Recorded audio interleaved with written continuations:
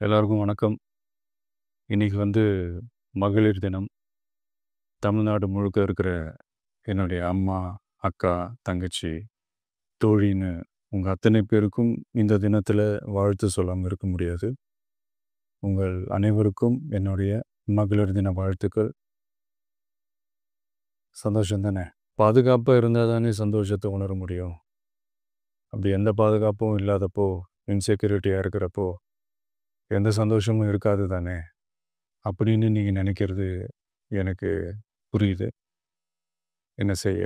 நீங்க, நாம எல்லாருமா சேர்ந்து தான் இந்த திமுக கவர்மெண்ட்டை தேர்ந்தெடுத்தோம். ஆனா, அவங்க எப்படி நம்மள ஏமாத்துவாங்கன்னு இப்ப தானே தெரியுது. எல்லாமே இங்க மாறக்கூடியது தானே! மாற்றத்துக்கு உரியது தானே!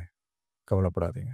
2026ல நீங்க எல்லாரும் சேர்ந்து, இல்ல நாம் எல்லாரும் சேர்ந்து, இந்த மகளிருக்கான பாதுகாப்பை உறுதி செய்ய தவறிய இவங்கள மாத்துவோம். அதுக்கு இந்த மகளிர் தினமான இன்னைக்கு நம்ம எல்லாருமா சேர்ந்து உறுதியேற்போம்.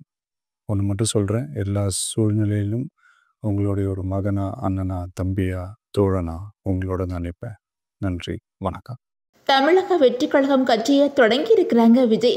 கட்சி தொடங்கினதுலேருந்து தொடர்ந்து அரசியல் ரீதியான கருத்துக்களை தெரிவிச்சு வந்துட்டு இருக்காங்க. இந்த நிலையில் இவங்க நேற்று இஃப்தார் நிகழ்ச்சியிலையும் கலந்துருக்கிறாங்க.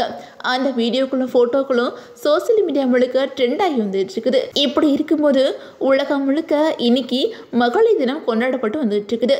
இந்த நிலையில் தவிக தலைவர் விஜய் பெண்களுக்கு தன்னோட மகளிர் தின வாழ்த்துக்களை தெரிவிச்சிருக்கிறாங்க.